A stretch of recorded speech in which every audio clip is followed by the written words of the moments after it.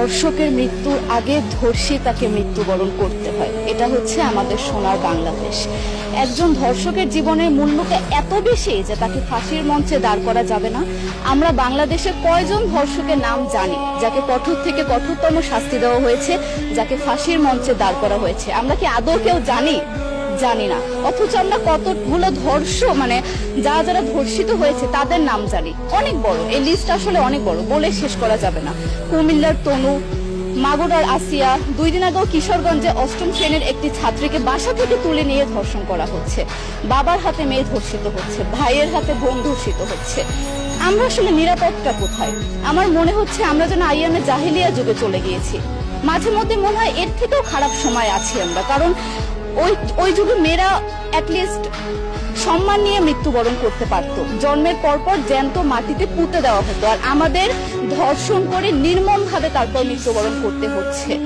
যদি সরকার আমাদের ওই নিরাপত্তা নাই দিতে পারে, তাহলে সরকারের কাছে আমাদের অনুরোধ, আমাদের জ্যান্ত মাটিতে পুঁতে দেখ। আমরা বেঁচে থাকতে চাই না, আমরা সম্মান নিয়ে মৃত্যুবরণ করতে চাই।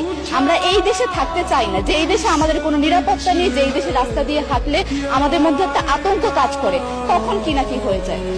আইন উপদেষ্টা বললেন যে ধর্ষকের নাকি ফাঁসি দেওয়া সম্ভব হবে না, তাহলে নাকি নিরীহ মানুষকেও মাঝে মধ্যে ফাঁসির ব্যবস্থা করা, মিথ্যা মামলায় ফাঁসি দিয়ে ফাঁসির ব্যবস্থা করা হতে পারে।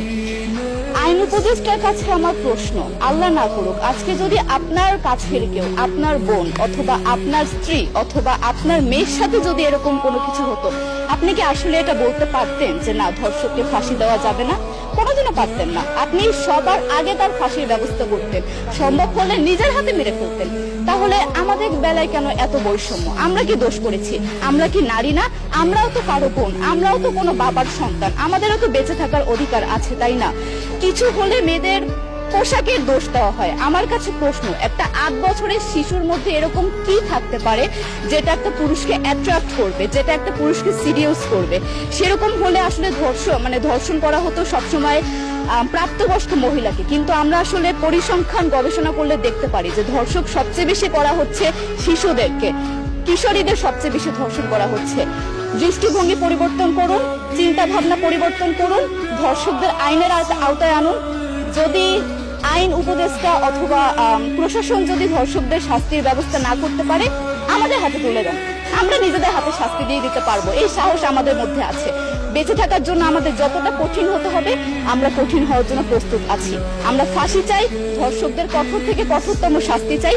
যতদিন না পর্যন্ত ফাঁসি দেওয়া হবে, যতদিন না পর্যন্ত ধর্ষকদের শাস্তির ব্যবস্থা করা হবে, আমরা আমাদের আন্দোলন অব্যাহত রাখবো। দরকার হলে আমরা শিক্ষা প্রতিষ্ঠান বন্ধ করে দিব, তবুও আমরা থামবো না। এটাই আমাদের দাবি।